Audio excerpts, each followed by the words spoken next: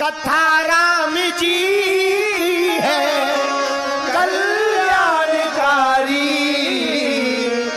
कथा राम जी की है कल्याणकारी, मगर ये करेगी असर धीरे धीरे। कथा राम जी की है कल्याणकारी, कथा राम जी की है कल्याणकारी,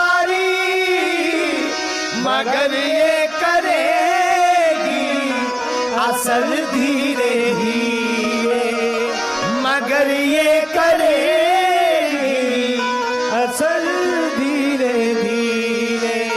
कथा राम जी है कल्याणकारी, कथा श्याम जी है कल्याणकारी,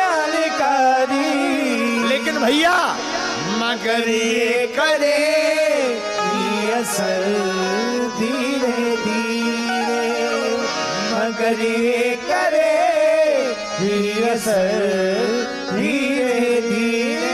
इसका नशा धीरे धीरे चढ़ता माई बाप।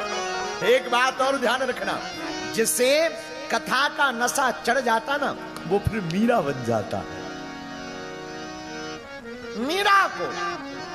मीरा को ना घर की फिर आवश्यकता, मीरा ने ना फिर लोक देखा, ना लाज देखी, ना शर्म देखी, मीरा तो दीवानी हो गई।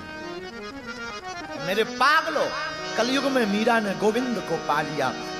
हम तुमको बताना ये चाह रहे, जब मीरा कृष्ण को पा सकती है, सूरदास राम को और कृष्ण को पा सकते, तुलसीदास राम को पा सकते, बुद्ध बुद्धत्व को पा सकते, तो हम लोग क्यों नहीं अपने गोविंद को पा सकते? हम भी पा सकते, लेकिन स्वभाव ठाकुर जी की कथा में आकर बैठो। हम अक्सर एक बात हर कथा में बोलते हैं, यहां बोलने में भी हम रुक नहीं रहे आप लोगों की श्रद्धा देखकर। मेरे पागलों, जनता जिसको चुनती है वो संसद में बैठता है, भगवान जिनको चुनते हैं वो कथा में बैठता है, वो कथा में बैठता है। तुम ये मत कहो कि तुम कथा में आए हो, ये तुमने भगवान पर उपकार कर दिया। अक्षत चौधरी जी अगर इनका परिवार कहे हमारा उपकार है कि हमने कथा करवा ली, भगवान को कुछ नहीं करना, एक तूफान आएगा पूरा टेंट स्वाहा।